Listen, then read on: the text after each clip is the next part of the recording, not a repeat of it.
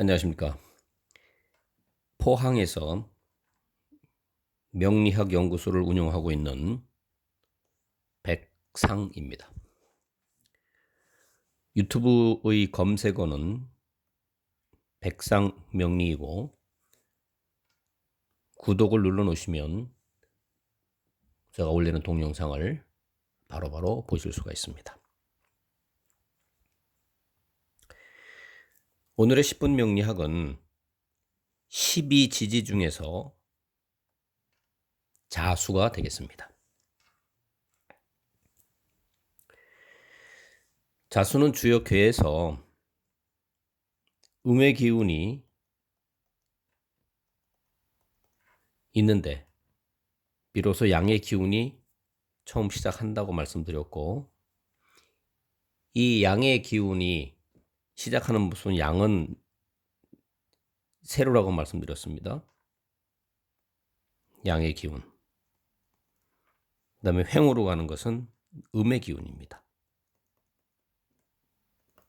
그래서 이런 분들 양이 하나가 있다. 양이. 그래서 이 모양이 형상이 이런 형태가 상용화 되었다고 저는 유추를 한 거고, 이 글자가 이제 자수로서 이제 표현이 되지 않았나라고 보는 겁니다. 그래서 자수는 한자를 쓰실 때 이렇게 되는 겁니다. 네. 이제 자수의 특징에 대해서 알아보도록 하겠는데, 자수는 우리가 계절을 볼 때에 보면 이게 천간으로 자수는 나중에 이제 지장간이라고 하는 부분이 있습니다. 그래서 그때 이제 또 세부적으로 설명을 드리겠지만, 이 자수는 계수에 해당됩니다. 계수. 그래서 이것은 뭐냐면 계절의 변화에서 봄에서부터 여름을 거쳐서 가을과 겨울로 넘어가는데, 임수가 이제 씨앗의 형태로 이제 저장된 거라고 말씀드렸고, 임수가 땅 속에 들어가서 오랜 시간 동안 있다가 이것이 틈새가 벌어져 가지고서 요 하늘 천자, 이게 틈새가 벌어져 가지고서 이제 위로 솟구쳐 올라오기 바로 직전 단계, 요 단계입니다. 그러니까 이 얘기는 뭐냐면 아까 말씀드렸듯이 음의 기운이 있다가 비로소 이제 양의 기운이 시작돼서 나오기 하려고 하는 움직임, 이것이 바로 이제 계수에 해당되는데, 이 계수가 지지로 오게 되면 자수가 되는 겁니다.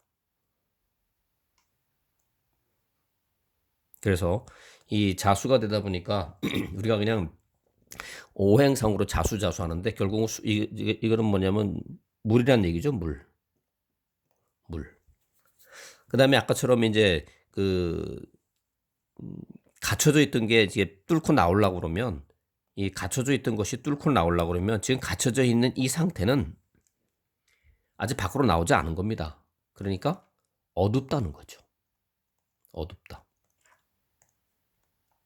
그래서 이 어둡다는 거는 우리가 오행해 볼 때에 색깔로 보면 청, 적, 황, 백, 흑 해가지고서 이게 이제 봄에서부터 목, 화, 토, 금, 수 할 때 이 수가 흑이다 하는 부분들이 좀 전에 설명드린 것과도 일맥상통하는 겁니다.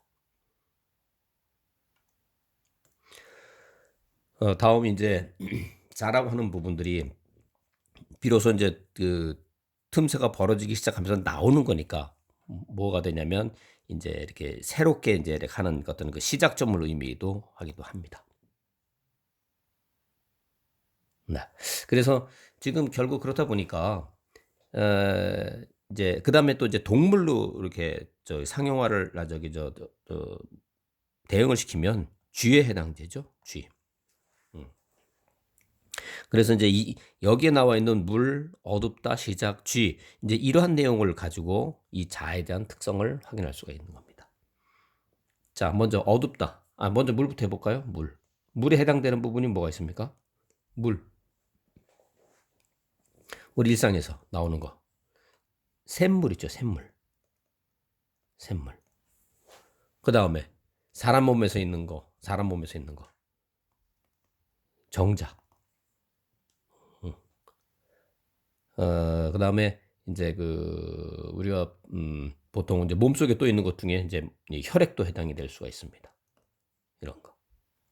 그래서 물하고 관련된 부분인데 결국은 물하고 관련된 부분인데 작은 물이지 않습니까? 그래서 그 작은 물에 해당되는 부분들이 밖에서는 일반적으로 이제 샘물을 볼 수 있고 사람 몸속에서는 정자나 또는 혈액이나 이런 부분들을 볼 수가 있는 겁니다.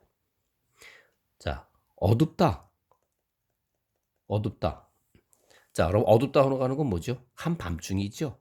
그럼 한밤중에 할 수 있는 건 뭡니까? 사랑이죠. 애정사. 그 다음에 드러나지 않은 거니까 비밀사. 이런 게 해당되는 겁니다. 네. 그 다음에 이제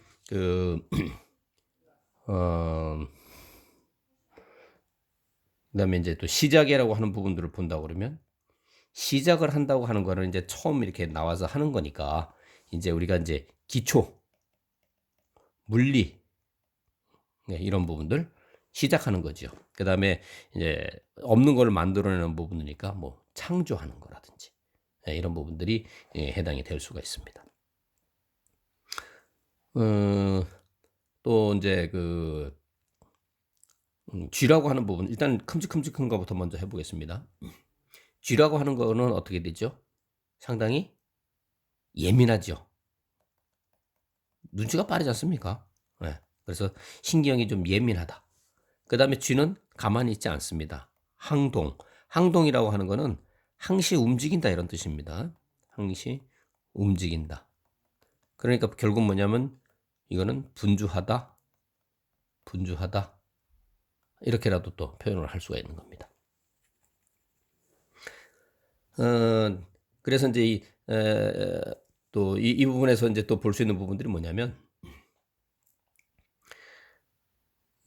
시작에 대한 부분들이니까 시작이 한다는 건 결국은 이제 사람을 나타나서 한다 그러면 이제 교육적인 부분들도 될 수가 있죠. 교육과도 관련된 부분이다. 그다음에 이제 비밀사, 애정사 이런 거니까 이제 유흥업이라든지 이런 부분도 관련이 있고 유흥업도 관련이 있고. 그래서 또 항시 항동하고 움직이고 하다 보니까 결국 그 얘기는 뭐냐면 분주하기도 하고 하는 거 하다 보니까 이렇게 좀 많이 좀 잠을 좀 잘 못 자겠죠. 왜? 잠을 잘 못 자고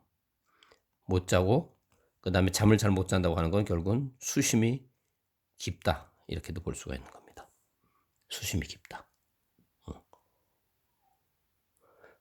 그다음에 이제 쥐는 신경이 예민하니까 신경이 예민한 거는 잘 놀랜다 이런 것도 될 수 있고 잘 놀래고 신경이 예민하니까 결국 잠도 못 자는 거고 그러다 보니까 수심이 깊은 거고 뭐 결국은 같은 어떤 그렇게 의미를 둘 수가 있는 겁니다. 그래서 이 쥐라고 하는 어떤 그런 부분들이 이제 그냥 자라고 하는 부분을 놓고 볼 때 지금처럼 이러한 부분들을 가지고 유추해낼 수 있는 겁니다. 그래서 만약에 사람으로 본다 그러면 이제 이런 부분, 정자나 혈액이나 이런 부분들도 관련되고, 그다음에 이제 어둡다니까 비밀의 정사라고 한다고 그러면은 이제 이런 부분들이 나중에 이제 뭐 도화라고 하는 도화살이라고 하는 부분에 대해서 사용되는 그런 그 글자가 되기도 하는데 이제 거기서 이제 부분들도 다 이런 부분에서 나오는 겁니다. 애정사, 비밀사, 어도, 야간에 이루어지는 것들. 네. 그다음에 만약에 이제 직업이라든지 이런 거를 해서 반영을 할 때는 기초 물리 창조 교육 하는 이제 이런 쪽에 관련된 부분도 또 역시 마찬가지 활용이 가능한 거고. 그다음에 이 사람의 성격이라든지 성향이라든지 이런 거 볼 때는 지금 신경이 예민하고 분주하고 잘 놀래고 잠도 잘 못 자고 수심이 깊고 하는 그런 또 특징도 나타날 수가 있다 하는 겁니다. 그래서 오늘은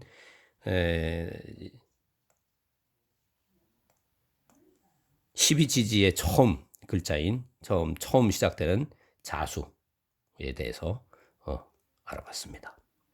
내용을 이해를 하시면 이제 충분히 이해가 가능하실 거라고 보고 계속해서 반복하시면서 숙달을 하시면 됩니다. 네. 그래서 오늘은 자숙에 대해서 설명을 드렸습니다.